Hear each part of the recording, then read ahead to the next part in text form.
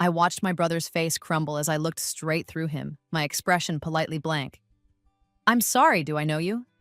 His hand, which had been reaching for me across the mahogany conference table, froze midair. "Mia, this isn't funny. It's me, Daniel, your brother." I tilted my head, studying him with the clinical interest one might give a stranger on the subway. 28 years old, expensive suit, Rolex watch that cost more than most people's cars. Dark circles under his eyes that hadn't been there in my first life. I let the silence stretch until it became uncomfortable, then turned back to my lawyer. "Mr. Chen, shall we continue with the transfer of assets?" "Mia," Daniel's voice cracked. Actually cracked. I'd never heard him sound like that before, not in 2 lifetimes. "Please, I know I messed up, but you can't just pretend I don't exist." The thing was, I wasn't pretending. Not really.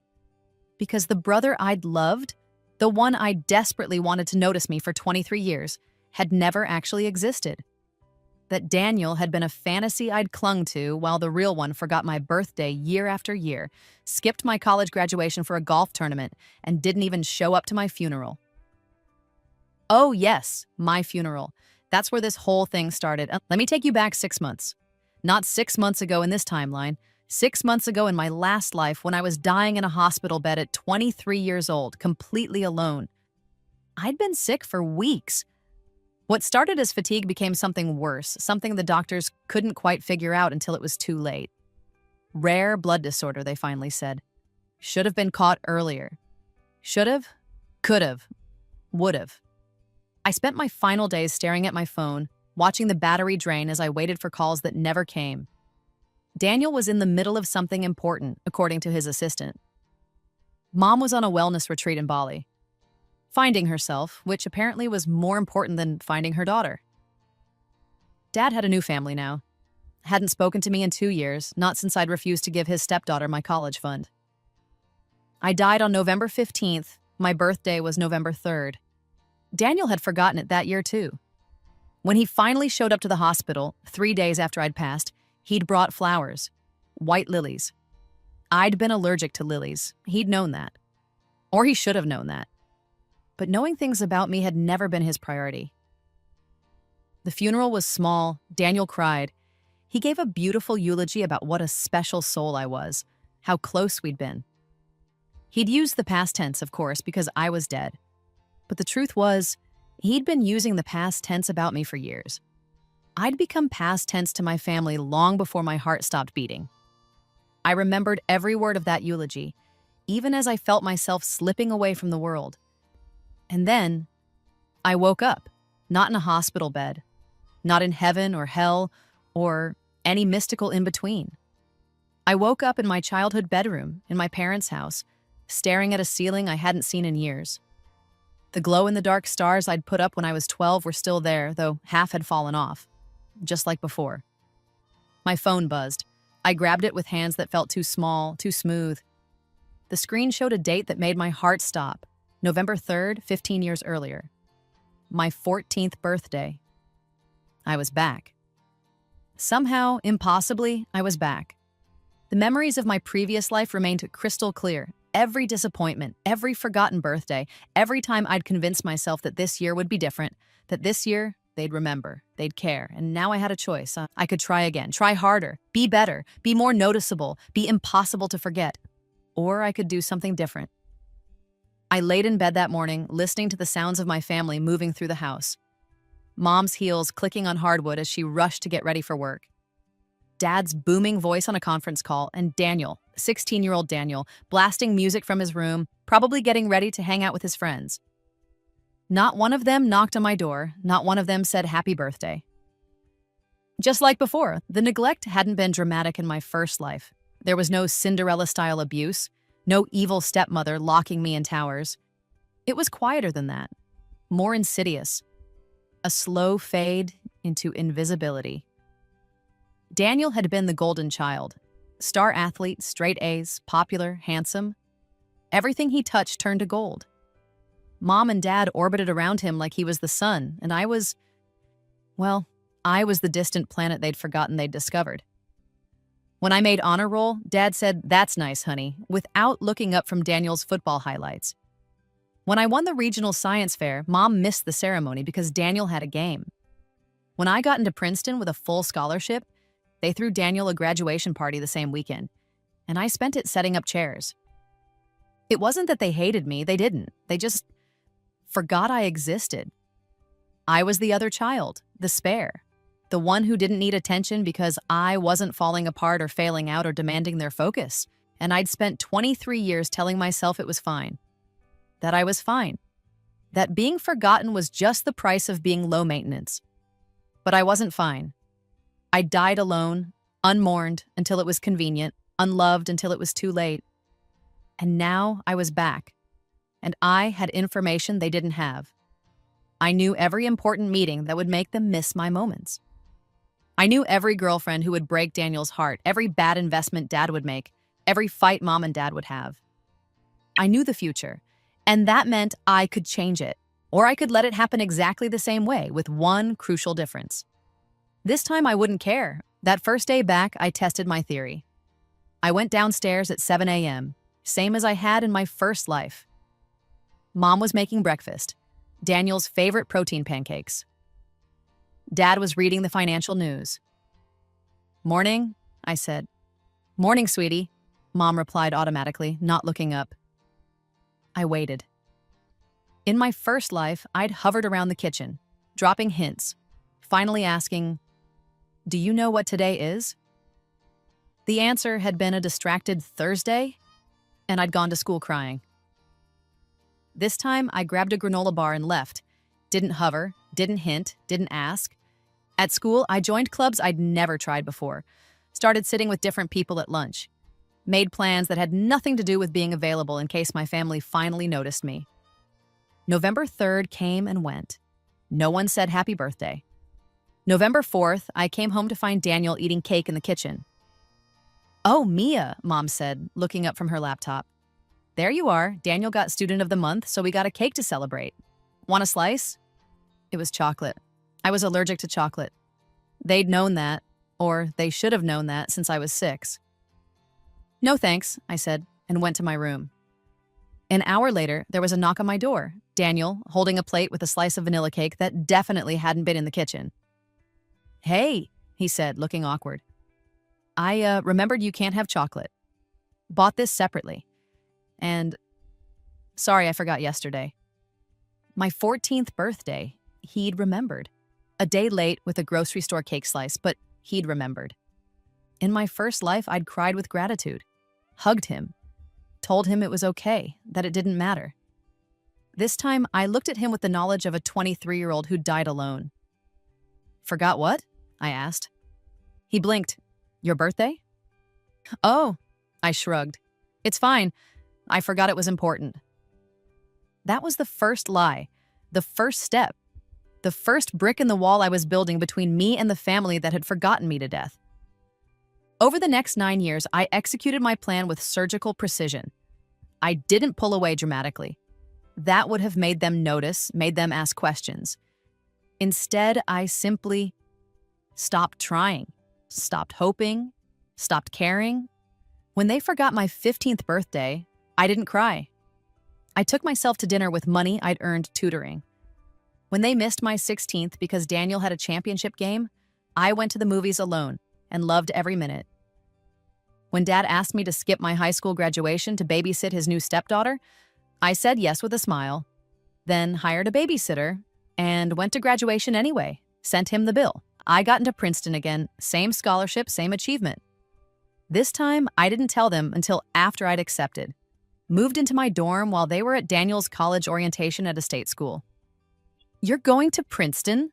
Mom had said on the phone, sounding genuinely shocked. "When did you apply?" "Last year," I said. "I mentioned it at dinner." "You did?" "Several times, but you were busy." That was the pattern. I stopped making my achievements available for them to ignore. Started living my life in the spaces they didn't see. And Daniel? Daniel kept trying. Every year he'd remember my birthday, sometimes a day late, sometimes a week late, but he'd remember.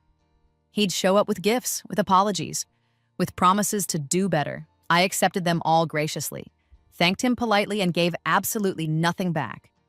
No late-night sibling talks. No asking for advice. No sharing my dreams or fears or plans. When he tried to bond, I was pleasant but distant, like a coworker you liked well enough but would never see outside of work. "You've changed," he said once during my junior year of college. He'd driven 3 hours to take me to birthday dinner, on the actual day for once. "Have I?" I said, cutting my steak with precise movements. "How so?" "You're just different. Harder to read. We used to be close." I looked at him then. Really looked at him. 25 years old, successful, handsome, genuinely confused about why his little sister wasn't falling over herself to maintain a relationship he'd spent years neglecting. "When were we close, Daniel?" He'd had no answer to that. The thing about foreknowledge is that it's not just about knowing what will happen. It's about knowing what won't happen if you don't make it happen. In my first life, I'd fought for every scrap of my family's attention, arranged my schedule around their availability, compromised my dreams to stay close to them. This time, I chose myself.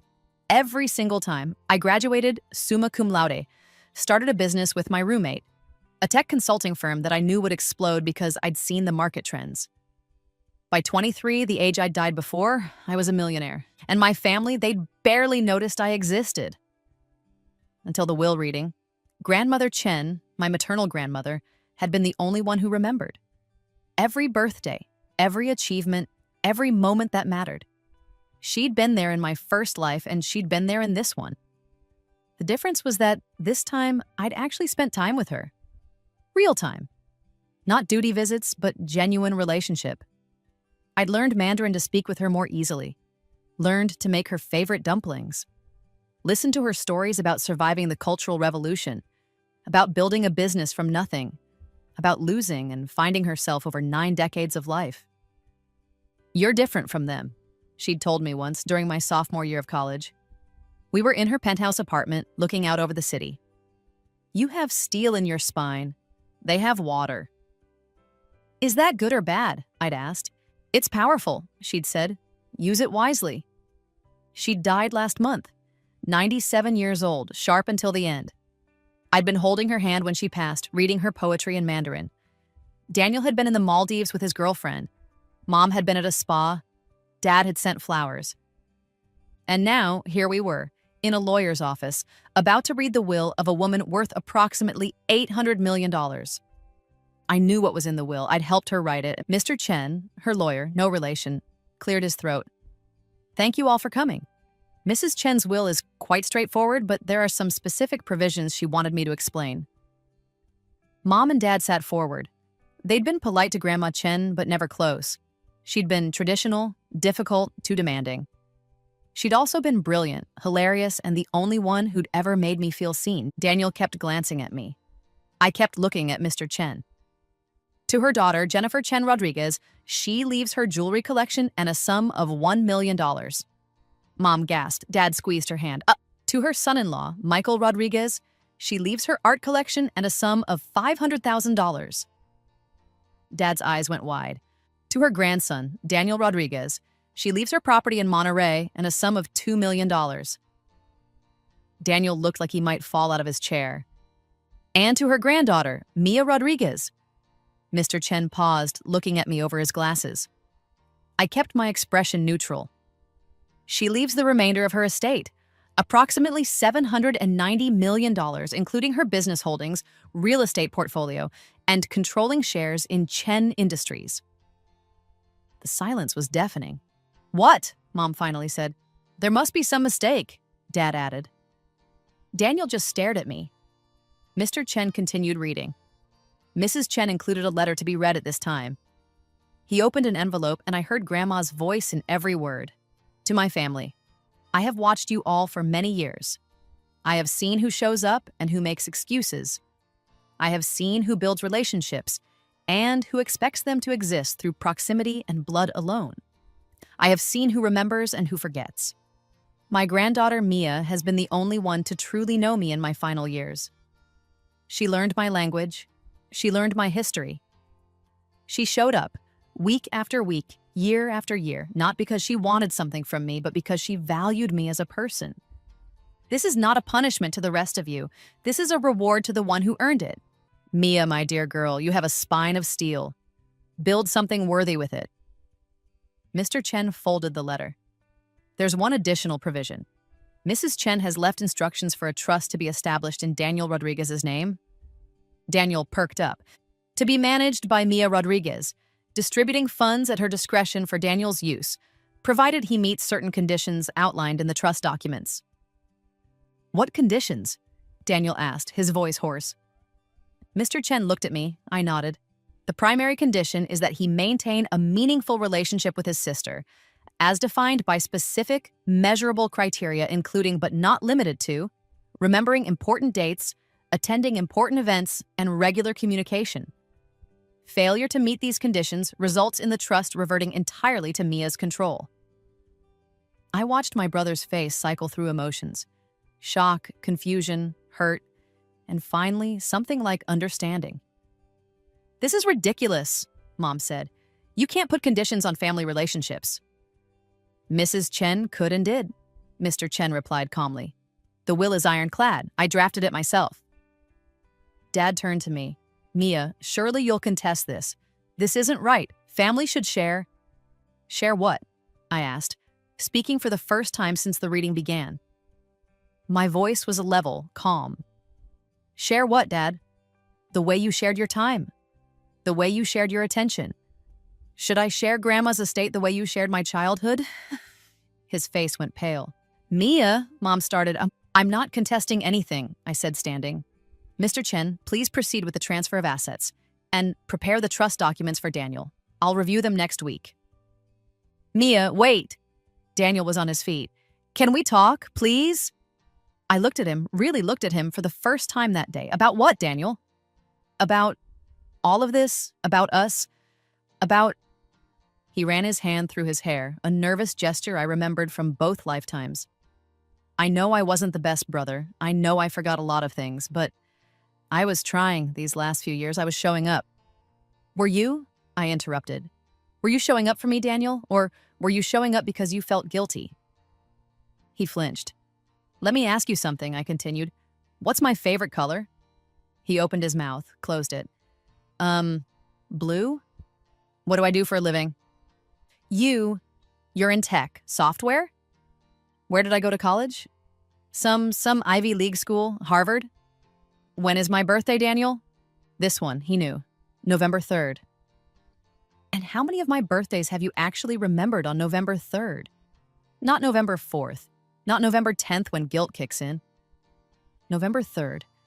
He stared at me, and I watched him do the math in his head. Watched him realize that even though he'd tried, he'd still failed far more often than he'd succeeded.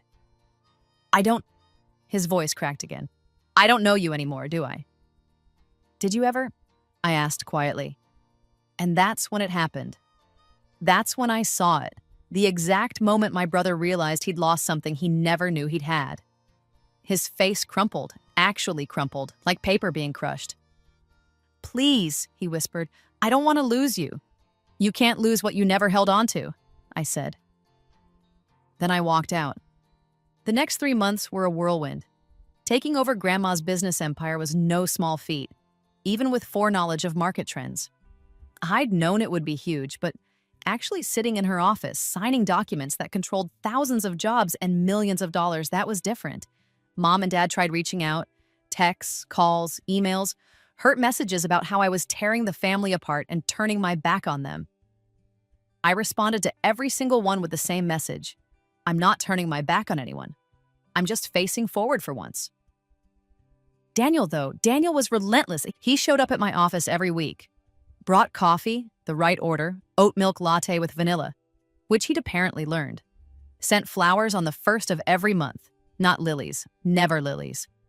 Peonies, which were actually my favorite. He was trying, really trying, the way he'd never tried before. And I let him fail, not cruelly, not dramatically. I was polite, professional. Thanked him for the coffee, appreciated the flowers, but I didn't let him in. Didn't give him the absolution he was seeking. I'm going to keep trying, he said one day, standing in my office doorway. It was raining outside and he was soaked because he'd apparently run from his car without an umbrella. I know I don't deserve another chance. I know I've had 1,000 chances and wasted them all, but I'm not giving up. Why? I asked, genuinely curious. Why now, Daniel? Why does it matter now? He was quiet for a long moment. Then, because I read Grandma's letter, really read it, and I realized she was right. I didn't know you. I didn't value you. I just assumed you'd always be there, like furniture, like wallpaper. And now you're not, and His voice broke. I miss you. I miss someone I never actually knew, which is insane, but it's true. That's not love, I said softly. That's loss aversion. You're upset because you lost access to something, not because you value what you lost. No. He shook his head violently. No, it's more than that. I've been thinking about all the times you were there and I didn't see you. Your high school graduation that I missed because I was hungover. Your college acceptance that I barely acknowledged.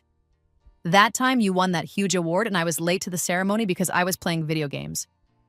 I didn't just forget your birthday, Mia. I forgot you. And I can't live with that. I studied him. 28 years old, successful in his own right now. He'd turned his college partying into a successful event planning business. But still the golden child. Still the one who'd had everything handed to him. Except me. He'd never had me, not really. Do you know what the worst part was? I asked.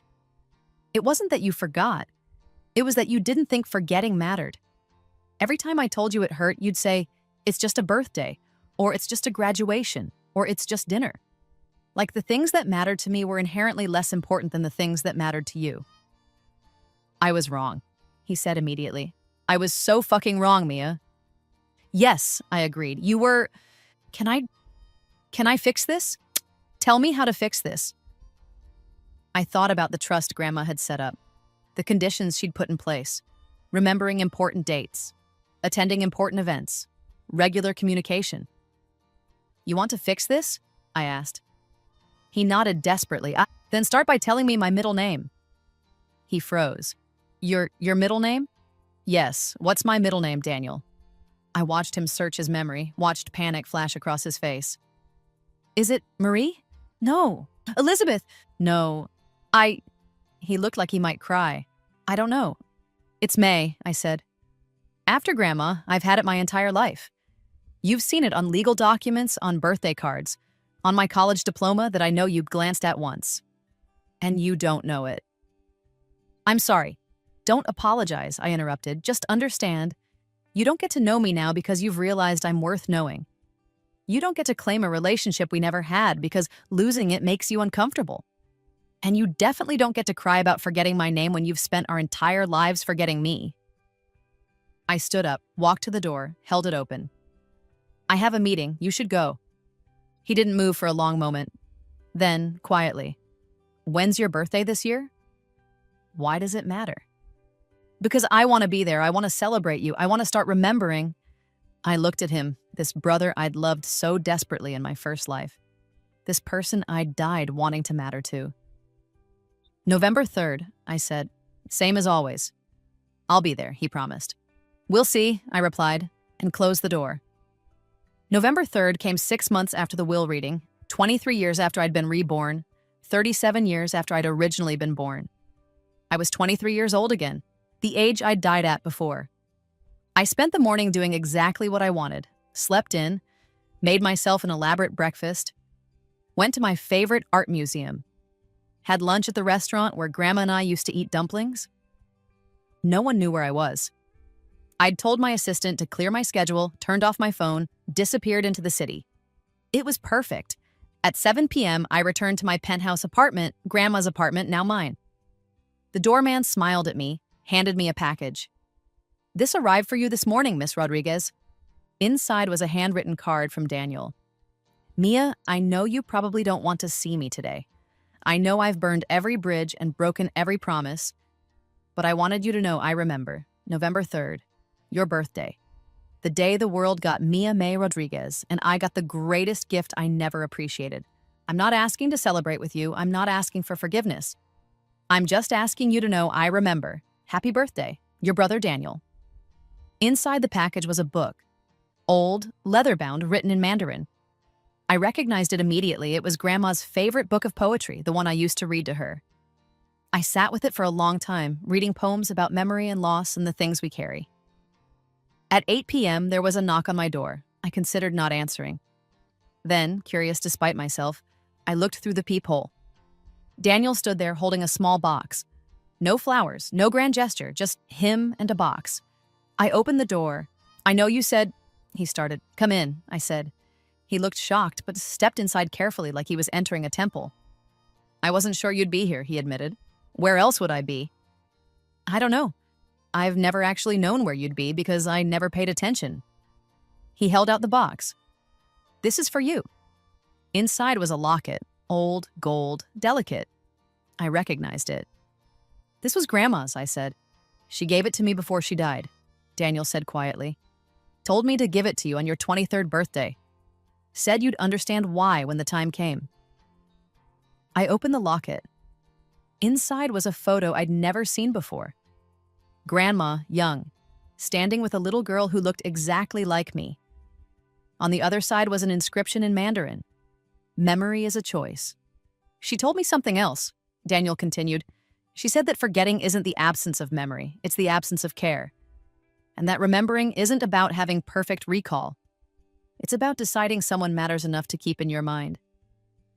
I closed the locket, felt its weight in my palm. "I've been doing research," he said.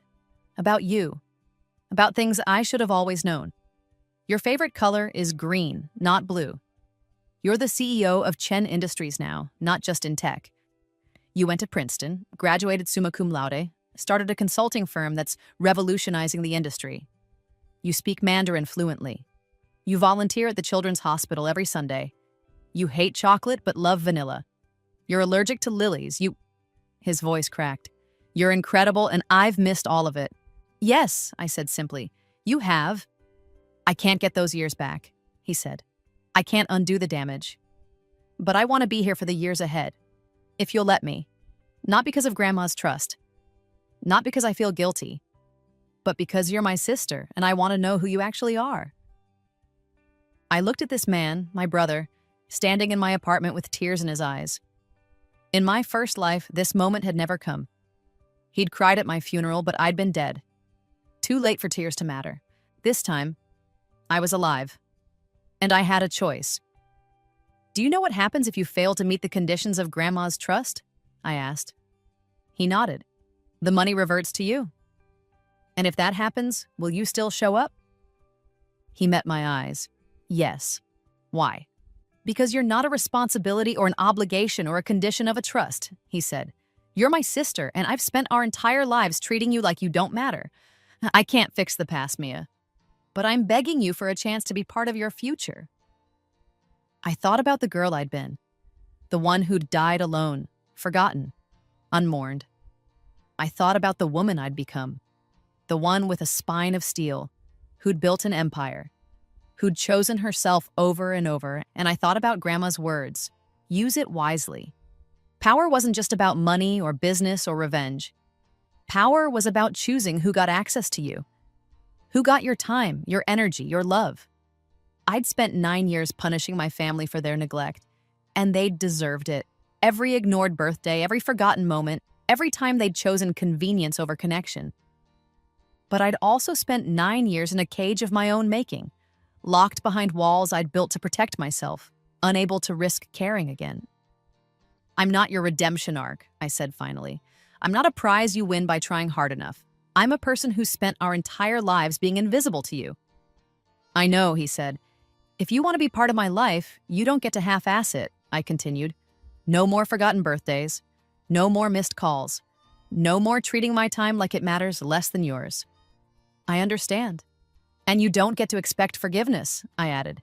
"You can show up, you can try, you can build something new. But you don't get to demand that I feel a certain way about it." "I won't," he promised. I studied him for a long moment. Then I held up the locket. "Thank you for this. And for the book. And for remembering." Hope flickered in his eyes. "Does that mean?" "It means thank you," I said firmly. "That's all it means right now." He nodded, accepting that. Can I take you to dinner?" To celebrate your birthday properly? I thought about it. Thought about spending the evening with someone who'd spent decades forgetting I existed. Thought about giving him access to me after working so hard to cut him off. Thought about the fact that he'd shown up. Not tonight, I said. Tonight is mine, but... I paused. You can take me to lunch tomorrow, if you want. His face transformed. Really? Bring the trust documents, I said. We should review them together. Of course. Yes, absolutely. He was backing toward the door like he was afraid I'd change my mind. Same place we had lunch that time? When you said I didn't know you? I blinked. He'd remembered that? You remember that conversation? I remember every conversation we've had in the last 9 years, he said quietly. I might not have understood them at the time, but I remember them now. You were telling me the truth over and over, and I wasn't listening. I'm listening now. He left, and I stood in my apartment, holding Grandma's locket. Memory is a choice. She was right. Daniel had chosen to forget me, over and over, until forgetting became habit. And now he was choosing to remember. Whether that choice would last, whether he'd prove himself worthy of the chance I was considering giving him, remained to be seen. But for the first time in 2 lifetimes, I felt like I had the power to decide. Not to hope they'd notice me, not to beg for attention, but to decide, on my terms, what kind of relationship we'd have, if any. I opened the book of poetry and found Grandma's favorite verse, the one about rivers carving through stone. It took time, it took patience, but eventually, even the hardest surfaces yielded to consistent pressure. Maybe Daniel would be consistent. Maybe he'd prove that this new attention was real, was lasting, was worth the risk of letting him in. Or maybe he'd fail, maybe he'd forget again. Maybe in 6 months or a year, he'd miss something important and I'd have my answer. Either way, I'd be fine. I'd built a life that didn't need his validation. I'd become someone who mattered, not because my family finally noticed me, but because I'd noticed myself. The next morning, I woke up to a text from Daniel, sent at exactly midnight. Happy birthday. 1 day late, but I'm counting it. Looking forward to lunch. I'll be there at noon, I promise. I smiled despite myself. He was trying, really trying. Whether it would be enough, whether he could transform from the brother who forgot me into someone worthy of knowing me, that was still an open question. But at least now it was my question to answer. At least now I held the power. Epilogue. 5 years later, I stood in the ballroom of the Chen Industries headquarters, looking out at 300 employees, investors, and journalists. We were launching a new initiative, a foundation in Grandma's name focused on helping young women in business. My grandmother taught me many things, I said into the microphone. But the most important was this. You teach people how to treat you, not with words, but with boundaries. Not with demands, but with choices. I caught sight of Daniel in the crowd. He was here. Of course he was here. He'd been here for every major event in the last 5 years, every birthday, every business milestone, every moment that mattered. He'd earned his trust fund, not because he'd met some arbitrary conditions, but because he'd actually become my brother. Not the fantasy version I'd dreamed of in my first life, but something real. Complicated, imperfect, but real. We'd never be the siblings we might have been if he'd cared from the start. That version of our relationship had died with me in my first life, but we'd built something new, something based on mutual respect rather than assumed obligation. Mom and Dad were here too, sitting uncomfortably in the back. We had dinner once a month now, strained conversations where they tried to understand the daughter they'd never known. It wasn't warm, it wasn't easy, but it was honest. They'd lost the version of me that would have accepted crumbs. They were learning to know the version of me that demanded full meals. As for me, I was happy. Genuinely happy. I'd built an empire, changed an industry, made a difference. I had friends who showed up, employees who respected me, a life that mattered. And I had it because I'd chosen myself. Because I'd stopped waiting to be remembered and started being unforgettable. After the speech, Daniel found me backstage. That was incredible, he said. Grandma would have been proud. I know, I replied, and I did know. I felt her pride every day in the locket I wore, in the business I ran, in the life I'd built. Dinner tonight? He asked. To celebrate? I checked my phone. Can't. I have plans with friends. I saw the flash of disappointment quickly hidden. Old Daniel would have pushed, would have made it about him. New Daniel just nodded. Tomorrow, then? I smiled. Tomorrow works. As I watched him go, I thought about that girl in the hospital bed, dying alone, waiting for a family that never came. I thought about the choice I'd made to come back, to relive those years with eyes wide open. It had hurt. It had been lonely. It had required a strength I didn't know I had. But I'd do it again in a heartbeat. Because this time, when they finally showed up, when they finally remembered, I was the one who got to decide if it was too late. And that power, that choice, that control over my own story, that was worth more than all of Grandma's fortune combined.